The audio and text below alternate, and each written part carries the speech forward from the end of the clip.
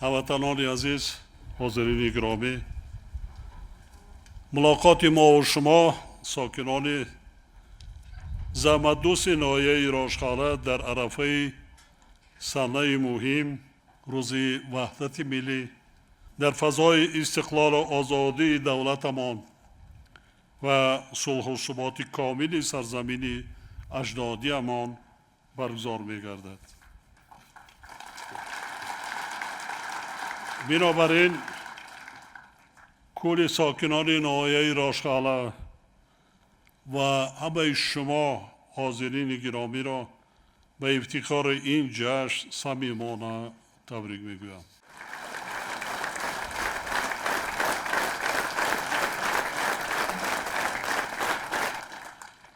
باعث خوشنودی است که در برابر دستگیری و غمخوری‌های حکومت مملکت ساکنان زحمتکشان ناحیه راشخانه نیز در روند تأمین رشد استوار کشور کارهای آبادانی و سازندگی را وسعت بخشیده ایستاده‌اند. باور دارم که در نتیجه زحمت اهلانه و وطن دوستانه مردم ناحیه این گوشه دیارمان در آینده نزدیک باز هم آباد و زیبا و شرایط زندگی هر یک عائله نسبت به امروز خیلی بهتر می‌گردد. حکومت مملکت جهت استفاده امکانات‌های انرژتیکی و ذخیره‌های طبیعی ناحیه راشخانه و با در نظر داشت نقش آن در رشد استوار منطقه تطبیق یک قطار نقشه و برنامه‌ها و لایحه‌های سرمایه‌گذاری دولتی را راه اندازی نموده است. امروز ما در ناحیه یک قطار انشاءات مهم تعیینات اقتصادی و اجتماعی را افتتاح نمودیم. از جمله نیروگاه برقی آبی سبزار در دریای شاهدره با اقتدار 11 مگاوات که با مبلغ‌گذاری بانک آلمانی رشد و اتحادیه اروپا در حجم بیش از 700 میلیون سومانی بنیاد گردیده است به استفاده داده شد.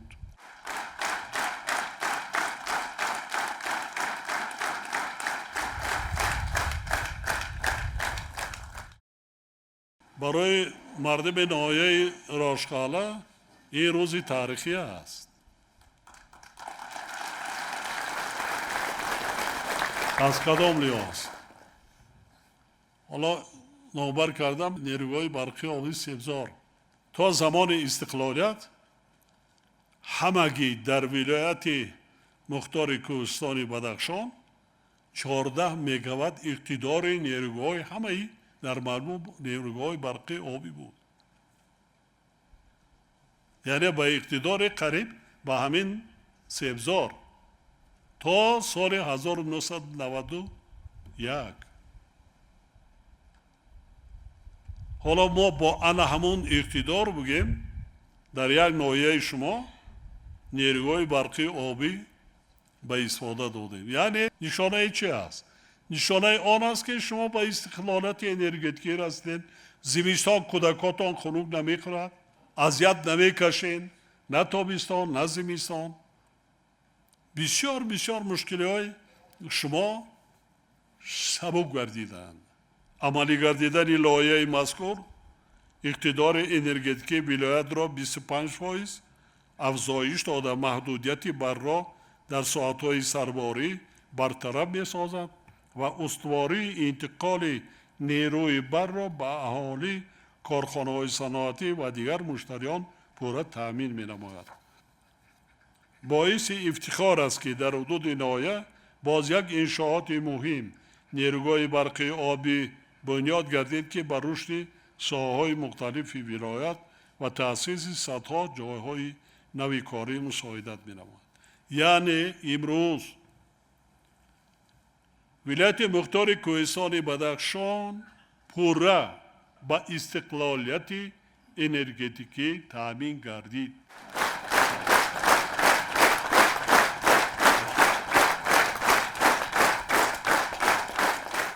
انرژی سبز که دنیا حالا همه از پای همین کار است. بسیاری ها از ما گرفتن که تا سال 2050 پرتاب گازهای گلخانه‌ای را 20% کم میکنند. این 3 سال انرژی سبز را 30% زیاد میکنند. ولایت مختار کوهستان بدخشان علاقه با استقلالیت انرژتیکی انرژی سبز پورا 100% رسید. یعنی اگر کشور 98% باشد در دنیا ما جای ششم را میگیریم از لحاظ این 3 سال انرژی سبز و اقتصادی سبز. ولایت مختار کوهستان بدخشان جای اول را میگیرد.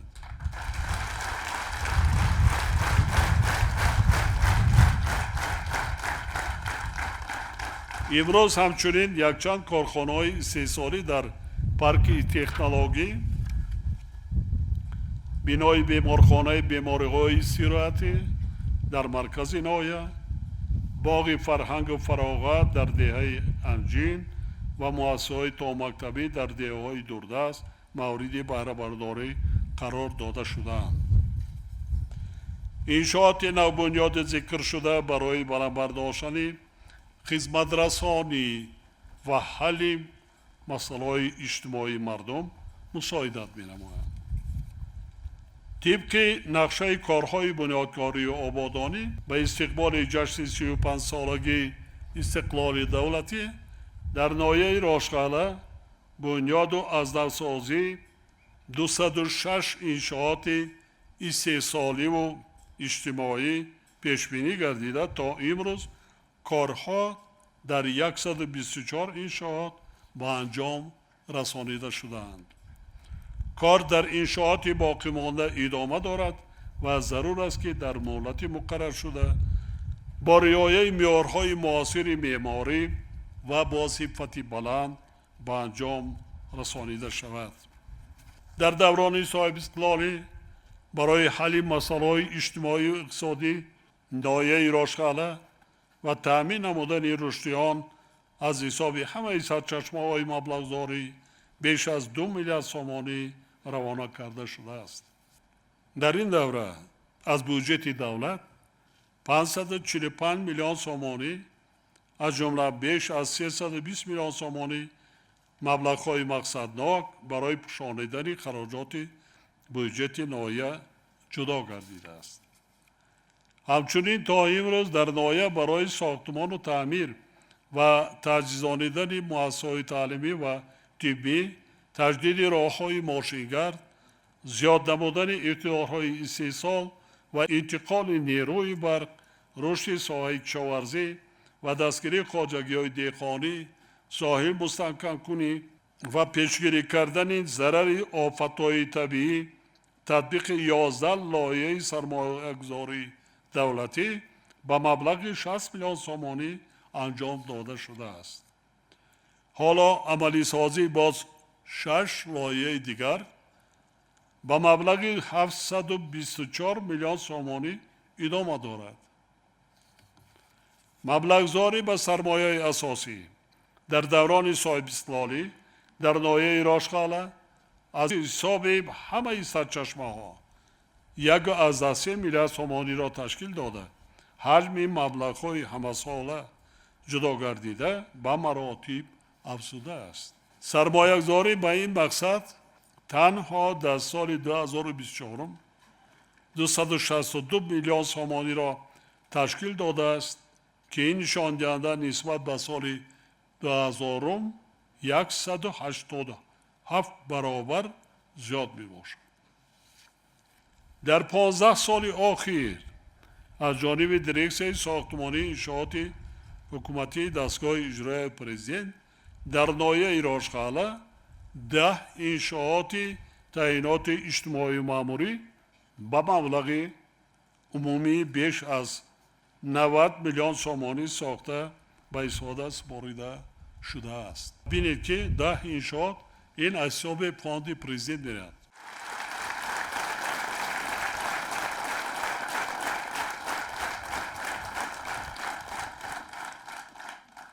کسالخانه نایوی را از نو ساخته ایستادیم ولی ما یک کورپسی اساسی کسانی بیماری سیراتی را با استفاده دادیم تمام تجهیزات حاضر زمان بنای اساسی نایه با مبلغ خیلی زیاد 114 میلیون ادامه دارد مکتب حاضر زمان بنیاد کردیم خانه های اقامتی برای خدمتچیان دولت دیگر انشاءات و نیروگاه یک شهرکی زیبا شده است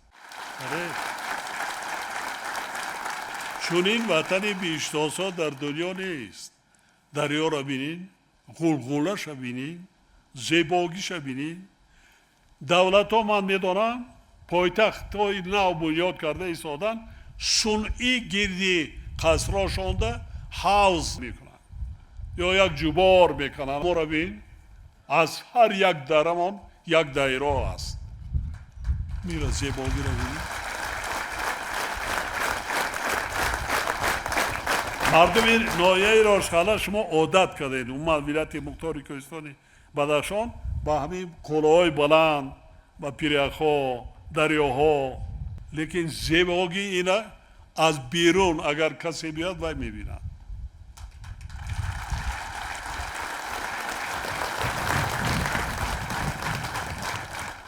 علاوه برای ساختمانی باز چون انشاءات دیگر از جمله بنای بلند آشیانه استقامتی برای خدمتچیان دولتی قصر فرهنگ بیمارخانه مرکزی نایه و کودکستان در مرکز نایه با مبلغ عمومی 227 میلیون سومانی آغاز گردیده است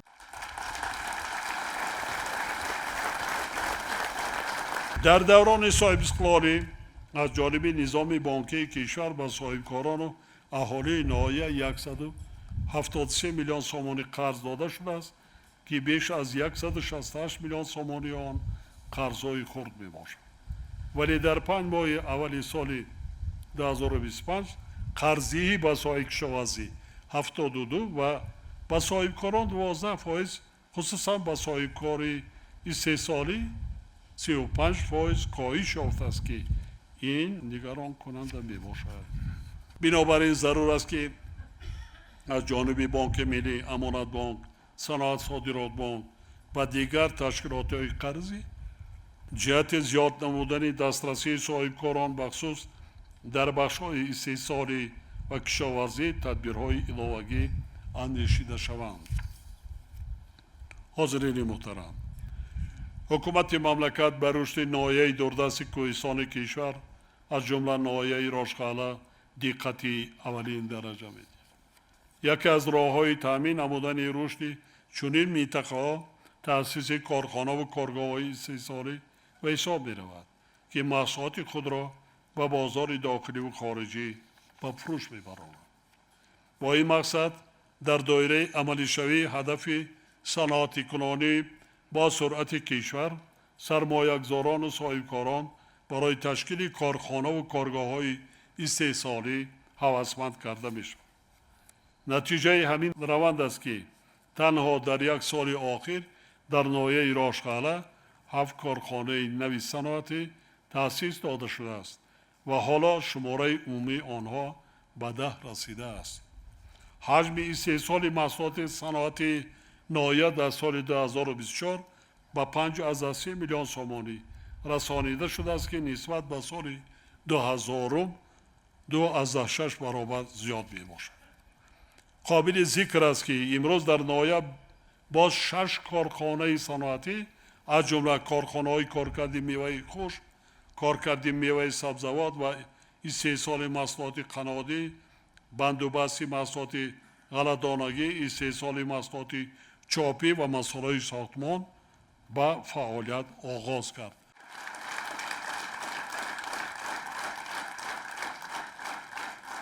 این کارخانه‌ها برای با شغل فرا گرفتن صدها نفر ساکنان محلی و افزایش دادن حجم استحصال محصولات صنعتی مساعدت می‌نمایند.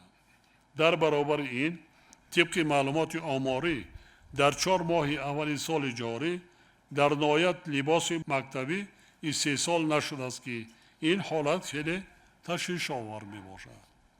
در ناحیه ذخیره و امکانیت‌های استفاده نشده خصوصا در سمت کارکرد سنگ‌های آرایشی و ساختمانی، محصولات کشاورزی و در این زمینه برای ماندن استحصال محصولات گوناگون استعمالی و رشد هنرهای مردمی هنوز خیلی زیاد میباشد. وزارت صنعت و تکنولوژی نو، کمیته دولتی سرمایه‌گذاری و اداره اموال دولتی، مقامات اجرایی حاکمیت دولتی ولایت و ناحیه وظیفه دارند که توسط تأسیس کارگاه و کارخانه‌های استحصالی جهت استفاده امکانات‌های موجوده برای رشد صنعت چاره‌های ضروری اندیشید. باید گفت که شماره بیشتری اهالی قابل مهنت ناحیه راشقاله در ساحه کشاورزی فعالیت میکنند و قسم اساسی درآمد عائله ها از حساب این ساحه تأمین میگردد. طبق معلومات آماری حجم استحصال محصولات کشاورزی در ناحیه سال به سال افزایش یافته از 2 میلیون سومانی سال 2000 به 116 میلیون سومانی در سال 2024 رسانیده شده است که 12.5 برابر زیاد میباشد. در دوران صاحب استقلالی استحصال میوه 96 برابر، کارتوشکا 4، شیر 3، سبزیجات 3، گوشت و غله‌دانگی 2 برابر افزایش یافته است. ساحه چاره‌داری نیز رشد استوار نشان داده است. از جمله حالا سرشمار قطاس در ناحیه به بیش از 2000 سر رسیده نسبت به سال 1991 3 برابر زیاد گردیده است. طوری در سخنرانی‌های خود پیوسته تاکید نمایم استفاده عاقلانه آب و زمین و دیگر اقتدار و امکانات‌های موجوده ساحه کشاورزی یکی از راه‌های اساسی تأمین امنیت آذوقه‌واری در کشور میباشد. بنابراین مسئولین را ضرور است که جهت استفاده ثمرناک هر یک وجب زمین از جمله در زمین‌های نزد اولگی و پرزیدنتی برای ماندن کشتی سری وقتی زراعت و بی طلب جمع آوری نمودن حاصل و افزایش دادن استحصال محصولات چاره‌داری و پرنده پروری تدبیرهای سودمندانه‌شان. حاضرین گرامی، طی 34 سال صاحب استقلالی با دستگیری حکومت مملکت ساحه تندرستی ناحیه راشقاله تدریجاً رشد نموده حالا سطح صفت خدمت رسانی‌های طبی با اهالی خیلی بهتر گردیده است. مبلغ‌زاری از بودجه دولتی به این ساحه در سال 2025 با بیش از 10 میلیارد سومانی رسانیده شده است که نسبت به سالهای اول صاحب استقلالی هزارها برابر زیاد میباشد. تنها در 6 سال آخر با دستگیری حکومت مملکت انشاءات ساحه تندرستی ناحیه با مبلغ بیش از 36 میلیون سومانی بنیاد و تعمیر گردیده است. امروز ما در مرکز ناحیه بنای بیمارخانه بیماری‌های سرایتی را به استفاده دادیم. بنای مذکور یکی از خدمت‌های ساختمانی بیمارخانه مرکزی ناحیه میباشد که از جانب دیرکسیون ساختمانی انشاءات حکومتی دستگاه اجرایی پرزیدنت با مبلغ عمومی 142 میلیون سومانی سال گذشته آغاز گردید و بنیاد آن ادامه دارد. در زمان صاحب استقلالی مؤسسه‌های تندرستی ناحیه با مبلغ بیش از 5 میلیون سومانی با تجهیزات طبی و مواد دارویی تامین کرده شد. در این دوره 140 نفر جوانان ناحیه مؤسسه‌های تحصیلات عالی طبی را ختم کرده صاحب اختصاصی طبیب گردیدند. حالا باز 51 نفر در مؤسسه‌های تحصیلات عالی طبی از جمله 46 نفرشان طبق کوتای پرزیدنتی به تعلیم فرا گرفته شدند. با وجود این در ناحیه همگی 16 نفر طبیب فعالیت داشته، 14 واحد کاری طبیب خالی باقی مانده است که این خیلی تشویش آور می باشد. یکی از ناحیه‌هایی که در ولایت مختار کوهستان بدخشان چنین مشکلی جدی دارد. امسال 14 نفر دانشجو از ناحیه راشقاله مؤسسه تحصیلات عالی طبی کشور را با اختصاص طبیب ختم می‌کنند که جایهای کاری خالی طبیبان از حساب آنها باید پر کرده شود. عموما از ناحیه راشقاله در مؤسسه تحصیلات عالی کسبی حالا 860 نفر جوانان از جمله 105 نفر با کوتای پرزیدنتی تحصیل کرده ایستادند. با وزارت تندرستی و حفظ اجتماعی اهالی سپارش داده می شود که یک جا با مقامات اجرایی حاکمیت دولتی ناحیه جهت پورا کردن واحدهای خالی طبیبان و متخصصان میانه تکمیل انفراستراکچور طبی، بلند برداشتن سطح خدمت رسانی، بهتر نمودن وضع سانیتاری و اپیدمیولوژی از جمله تامینات با آب تازه و توسعه خدمت رسانی‌های اجتماعی تدبیرهای مشخص است. در ناحیه راشقاله در دوران صاحب استقلالی ساحه معارف نیز تدریجاً رشد کرده. در این دوره 13 بنای نوی مؤسسه‌های تعلیمی برای 1700 جای نشست ساخته به استفاده داده شده است. اینچنین بنای شعبه معارف ناحیه بنیاد و به استفاده داده شد. سال گذشته از جانب دیرکسیون انشاءات حکومت دستگاه اجرایی پرزیدنت مؤسسه تعلیمی زمانوی برای 640 خواننده بنیاد کردیم. امروز 2 مؤسسه تا مکتبی در دیههای دوردست ناحیه با فعالیت آغاز نمود. سال جاری بنیاد باز یک بنای مؤسسه تعلیمی برای 144 جای نشست آغاز گردیده است که تا جشن 35 سالگی استقلال دولتی به استفاده داده میشه. با وجود دستاوردهای ساحه معارف مسئله حاضرشوی متخصصان جوان به جای کار در ناحیه نگران کننده باقی مانده است. زیرا از 30 نفر آموزگاران جوان که طبق راهخط وزارت معارف و علم فرستاده شدند تنها 14 نفر یا 47% به جای کار حاضر شدند. اینچنین در ناحیه 6 مؤسسه تعلیمی تعمیر طلب بوده، 11 مؤسسه تعلیمی در حالت صدموی قرار دارد. فراگیری کودکان با مؤسسه‌های تحصیلات تا مکتبی در ناحیه همگی 31% را تشکیل می‌دهد که اندیشیدن تدبیرهای علاوه‌ای را تقاضا می‌نماید.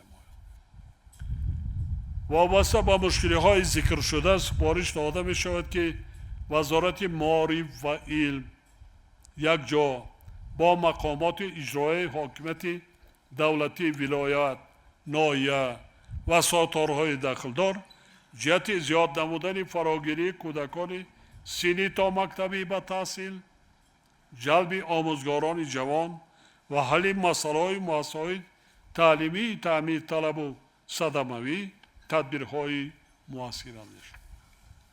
ما و شما وظیفه داریم که برای فرزندان خود بهترین شرایط تعلیم و تربیت را مهیا کنیم تا آنها بی‌سواد نمانند، صاحب علم و دانش و کسب و هنرهای زمانوی گردند.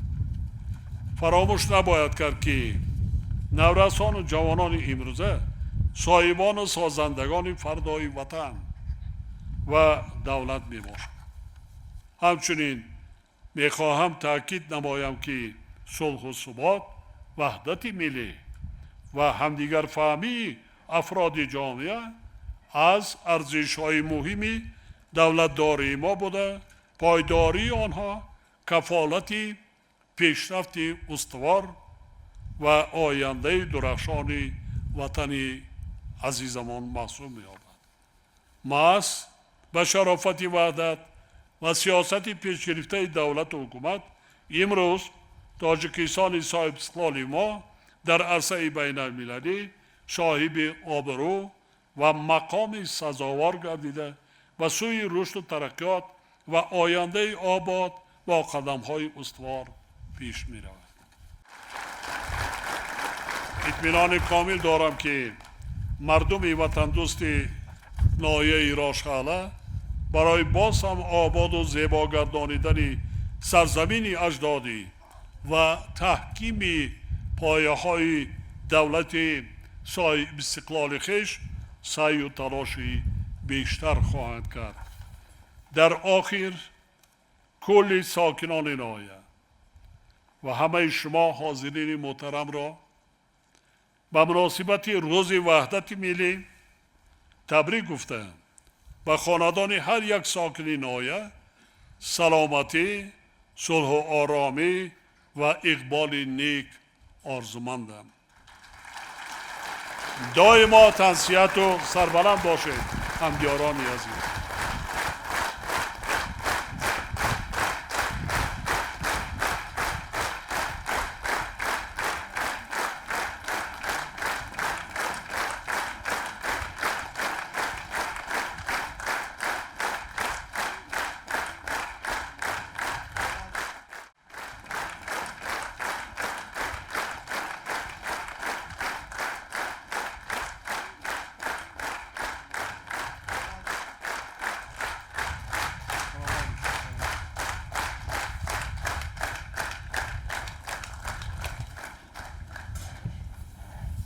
مرحمت، من در خدمت شما. چی مشکلی مانده برای ناحیه؟ راه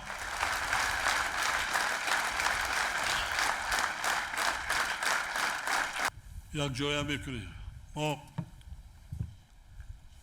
در اون برآمدم گفته بودم که اول ما نیروگاه را سازیم برای نیروگاه ماشین های پربار کلان هشت رفت و آمد میکنن، راه را ویران میکردن، راه میکردن. اگر نیروگاه به انجام رسید مبلغ میکنیم.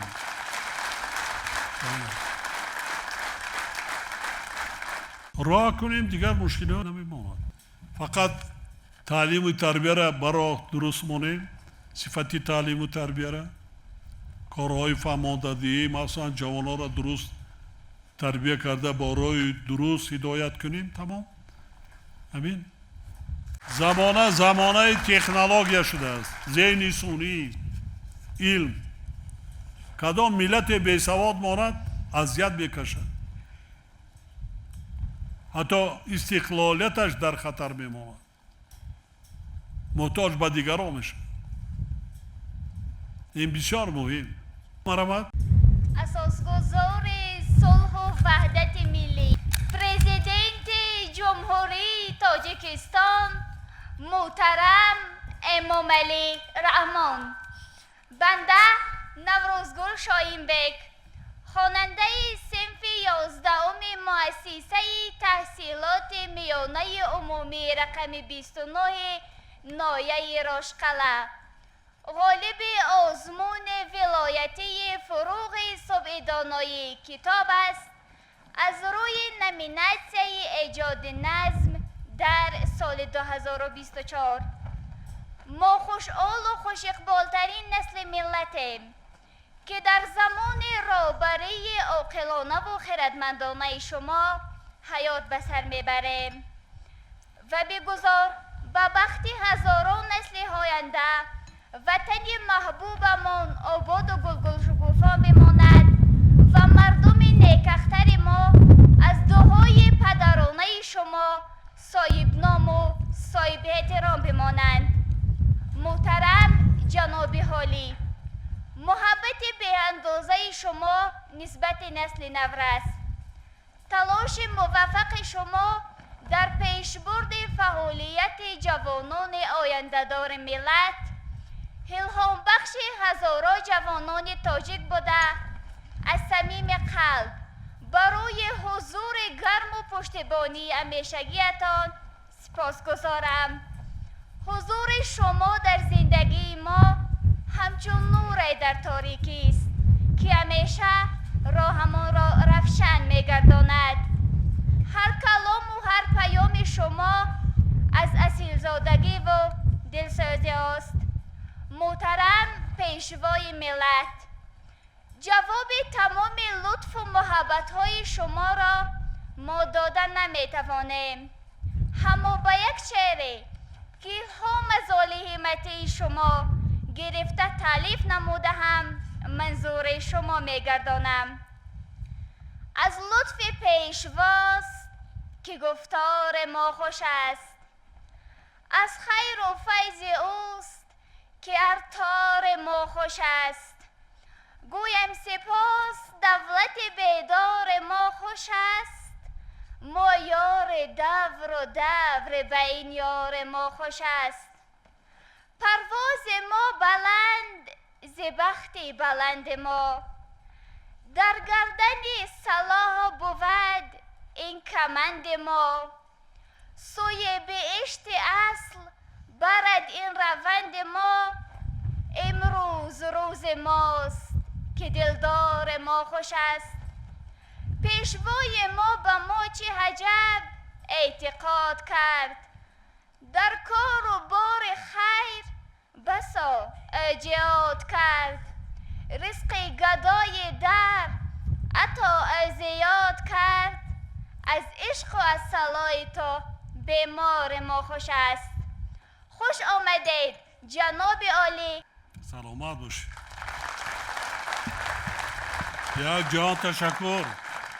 مرکزی هوشمند در پایتخت شدیم، 8 نفر بانوا در اونجا کار میکردن، برآمدن راست گرفتیم. گفتم از همه جوان کی؟ یک دخترک برآمد مثل شما.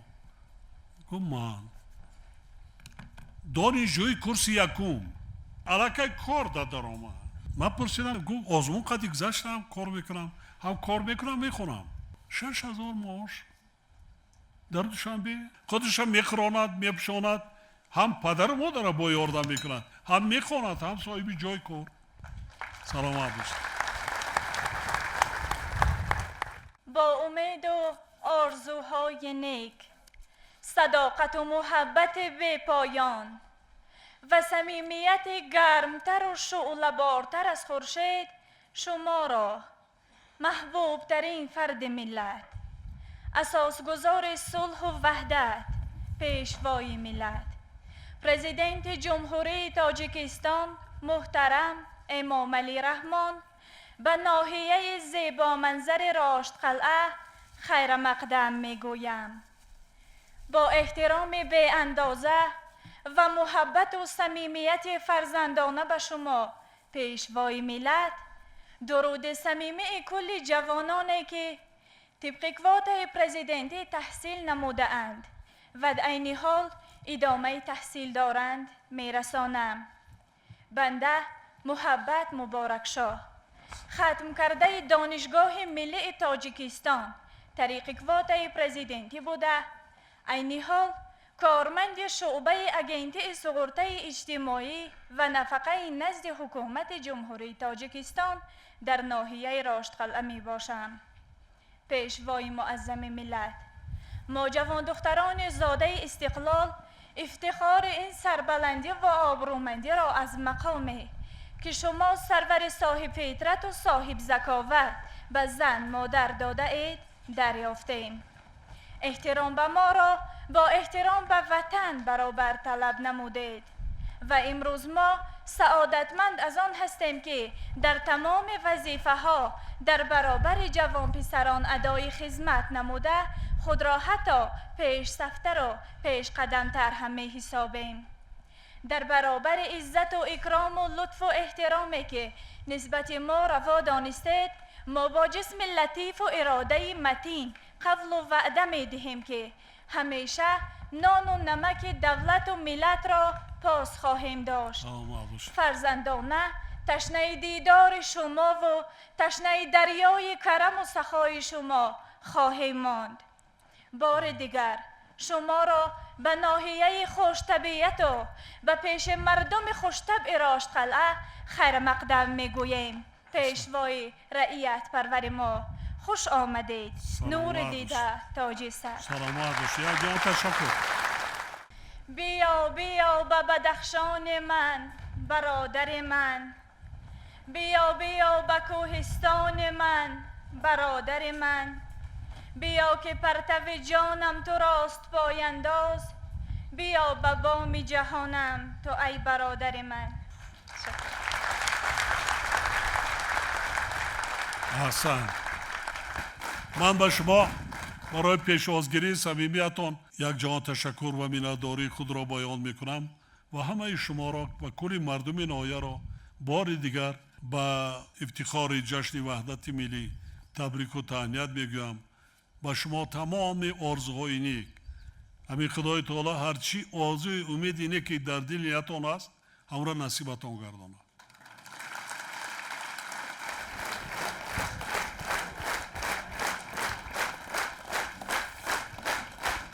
صدقاً وطن ما دوست داریم، جوانها را تربیت کنیم، برای درست هدایت نماییم، یک جای شده وطن ما را بنیاد کنیم، سازیم، آباد کنیم.